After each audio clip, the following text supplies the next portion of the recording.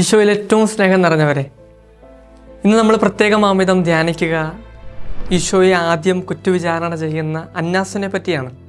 അന്നാസ് ആ വർഷത്തെ പ്രധാന പുരോഹിതനൊന്നുമല്ല.